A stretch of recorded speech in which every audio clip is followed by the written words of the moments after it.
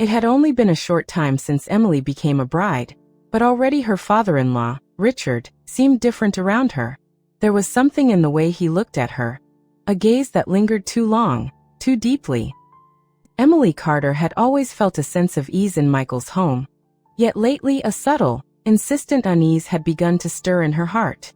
It was a quiet disquiet, like the soft hum of a distant storm, never loud, never abrupt, but always present.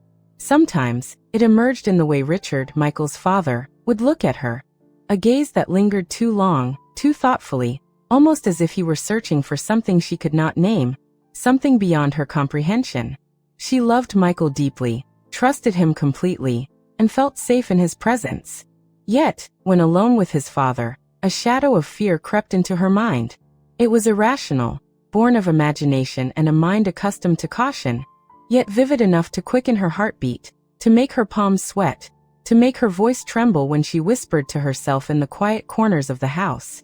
Michael had left for a 3-day business trip, leaving Emily alone with Richard. The house, once warm and welcoming, now seemed cavernous. Shadows stretched across the walls, long and distorted, and each floorboard's creak sounded amplified, like whispered warnings. Emily moved slowly, her senses hyper-aware. Every detail became a signal. The rustle of curtains, the faint hum of the refrigerator, the ticking of the clock, each sound magnified by her anxiety. If he tries to hurt me, I will scream. I will fight. I will run, she whispered, voice quivering. Her imagination painted vivid, terrifying scenarios. Shadows morphed into shapes, every creak a threat. She gripped the counter, leaning on it, her mind spinning with possibilities. Then Richard appeared, quietly, gently. His presence was deliberate, careful. He noticed her tension immediately. Clearing his throat softly, he spoke. "My dear, I hope I am not bothering you. If I make you uncomfortable, I will leave." Emily froze, her breath catching. There was no malice in his eyes, only concern, patience, and a deep, almost mournful longing. He reached into his pocket and produced an old photograph. Emily leaned forward, curiosity piercing through her fear. She saw the face of a woman, soft, radiant, smiling, a presence full of life and warmth. "That is my wife," Richard said, voice trembling slightly. "Anna. We were together for 50 years. I loved her with all my heart. Losing her left a void I could not fill. When Michael came into my life, and then you, Emily, I saw her again in you. The way you smile, the way you carry yourself, it startled me. That is why I sometimes stare. Please understand, there is nothing unkind, nothing improper, only memory and longing." A wave of relief, understanding, and quiet awe washed over Emily. Her fear, so strong just moments ago, seemed misplaced. Tears pricked her eyes as the shadows of doubt faded, replaced by empathy, curiosity, and the sense of a shared, unspoken human experience. The first day passed slowly, filled with quiet companionship. They prepared meals together, cooked side by side, and spoke softly about Anna, Michael, and life itself. Emily read aloud passages from her favorite novels. Richard listened with closed eyes, letting her voice fill the hollow spaces left by years of grief. "Your voice," he whispered, "brings her back, and yet, it brings me peace. I never imagined I could feel comfort again. You are a gift, Emily. A light in the quiet shadows of my life." Emily felt her chest tighten, a rush of emotion she could barely contain. She had learned something profound. Fear is often a shadow, cast by misunderstanding, imagination, and memory. Compassion and patience could illuminate even the darkest corners. The following days unfolded with a gentle rhythm, each moment rich with reflection, understanding, and subtle joy. Emily rose early, moving quietly to prepare tea and breakfast. Richard joined her, calm, deliberate. Their motions synchronized as they chopped vegetables, stirred sauces, and set the table. Every task became a rhythm, a gentle dance of understanding and trust. "Do you remember," Richard asked one morning, "how Anna used to bake bread on Sundays? The aroma would fill the house. I would wait impatiently, anxious for it to rise to wrap the house in warmth." Emily smiled softly. "It sounds beautiful. I wish I could have met her." "You have," he replied gently, eyes glistening. Through you, I see her again. Not fully, of course, but enough to feel her presence. Emily understood then that the fear she had once felt, the long stares, the imagined threats, was grief seeking a familiar face. She spoke freely, recounting her childhood, her dreams, small joys, and moments of pain. Richard listened with patience, nodding, laughing quietly, sighing as memories of Anna intertwined with Emily's stories. One afternoon, Emily picked up a book of love stories. She read aloud while Richard sat beside her, eyes closed, letting her voice carry. The stories told of devotion, heartbreak, hope, and resilience. Her voice grew steady, expressive, perfect for TTS narration. Your voice, Richard whispered, is soothing, a bridge between past and present. It brings Anna back, yet also gives me peace. I never thought this was possible again. Emily's heart swelled. Fear had vanished, replaced by understanding and empathy. Each page she read, each story she shared, deepened their bond. A connection forged not from necessity, but from shared humanity. When Michael returned from his trip, he witnessed Emily and Richard together and felt warmth in his heart. The quiet understanding, the tender respect, the subtle joy, it moved him. I see you've bonded, Michael said softly, smiling. I'm glad. It means so much to all of us. The three shared meals, laughter, and stories. Michael and Emily would glance at Richard, sharing silent understanding, the past honored, the present embraced, and the future full of hope. Soon, they visited Anna's grave. The cemetery lay quiet in the late morning light. Sunlight filtered softly through the tall, swaying trees, casting dappled shadows over the well-tended grass. A gentle breeze carried the faint fragrance of wildflowers, mixing subtly with the scent of freshly cut grass. Emily's heart beat rapidly, but there was a strange mixture of peace and apprehension within her. She felt the weight of the past, the years of memories, the shadows of grief that had lingered here for decades. She held a bouquet of pure white lilies in her hands. Each flower seemed delicate, fragile, yet strong, a symbol of the life that had existed before her, of love that transcended time, and of the connections that continue even after death. Emily knelt slightly, placing the bouquet gently upon the polished stone. She inhaled deeply, feeling the cool air fill her lungs, and for a moment, the world seemed to pause. Richard knelt beside her. His hands rested over hers, as though to lend both comfort and courage. His eyes, filled with a mixture of sorrow and fond remembrance, gazed at the engraved letters on the tombstone. His voice trembled slightly when he spoke. Anna, my love, I leave this world with gratitude. You were my heart, my life, my companion for 50 years. Every day we shared, every moment, every joy, every sorrow. It shaped me into the man I am today. Emily has brought life back to this house, and to my heart.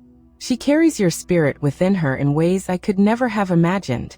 Thank you for her, for everything we shared, and for teaching me how to love so completely. Emily's eyes brimmed with tears, the fear that had haunted her during her time alone with Richard. The imagined shadows of danger, the irrational thoughts that had tormented her, had melted away. She realized now that those fears were nothing compared to the depth of humanity and grief she was witnessing. She felt compassion rise within her, not only for Richard, but also for the love that had endured so many years, and for the man who had carried that love even in loneliness. Michael stood quietly beside them, silent, respectful, and protective in a way that made Emily feel safe. He did not speak, but his presence reinforced the delicate balance of emotions that hovered in the cemetery. Emily felt the warmth of family, of connection, of understanding, wrapping around her like a soft blanket. She exhaled slowly, feeling the knot of anxiety in her chest loosen. Life, Emily whispered softly, her voice almost carried away by the breeze, can be frightening. The things we imagine, the fears that we hold, they can seem so real, so overwhelming. But even in darkness, even in grief, it can heal in ways you never expect. It can show you the beauty of human resilience, of connection, and of love that endures beyond time and loss. Richard's eyes glimmered with a gentle hope. He leaned slightly forward, brushing a hand across the lilies as if caressing Anna's memory itself. Yes, my dear, it can heal. And sometimes, it even brings joy when you least expect it. Even after sorrow, even after years of loneliness, life finds a way to offer peace, to offer love. And sometimes, it offers something more, a reminder that love can persist, that memory can comfort, and that the heart is capable of endless compassion. Emily reached out and gently touched his hand, feeling the warmth, the trembling of age, and the weight of decades of memory. Her mind traveled back to the nights she had feared the unknown, the moments alone when her imagination had spun shadows into monsters. Now, standing here, she understood how thin the line was between fear and misunderstanding, between imagination and reality, between the shadows of grief and the light of human compassion. The breeze stirred, lifting strands of Emily's hair, and she felt a quiet serenity descend upon her. She looked at Richard, truly looked at him, and saw the years of love etched into his face, the strength that had endured despite loss, the kindness that had never left him.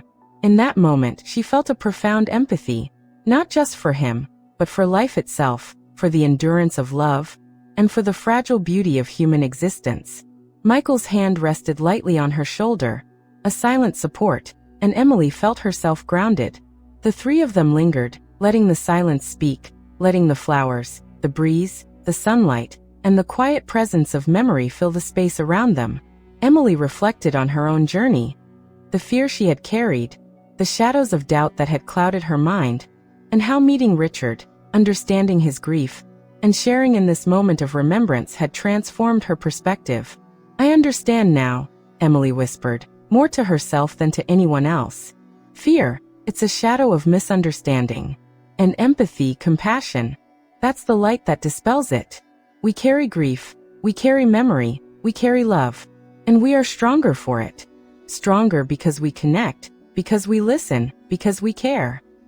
Richard's eyes softened. A faint smile curved his lips. "Yes, and in that connection, we find a way to live fully, even when the past has left scars, even when sorrow has weighed heavily. Love, it gives us courage. Compassion, it gives us strength. And understanding, it gives us peace." Emily felt a tear slide down her cheek, one of many that day. They stood in silence for a long while, hands gently resting upon each other, hearts united in a quiet harmony of understanding and remembrance. The lilies at Anna's grave shimmered in the sunlight, white petals glowing like small stars in the afternoon. Emily felt a deep gratitude for this moment, for the people around her, for the capacity of the human heart to transform fear into empathy, anxiety into understanding, and grief into love. As they slowly rose and prepared to leave, Emily glanced once more at the gravestone. The name etched in stone seemed less like a marker of loss and more like a beacon of memory, of enduring love, and of connection across generations. She turned to Richard and Michael, taking both their hands in hers. "Thank you," she said softly, voice filled with reverence, "for letting me be here, for sharing this, for trusting me.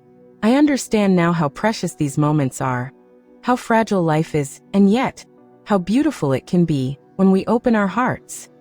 Richard nodded, eyes misty, voice thick with emotion. "You have brought light into our lives, Emily. Not because you replaced anyone, but because you reminded us of what love truly is. It persists, it heals, it strengthens, and through it we live again."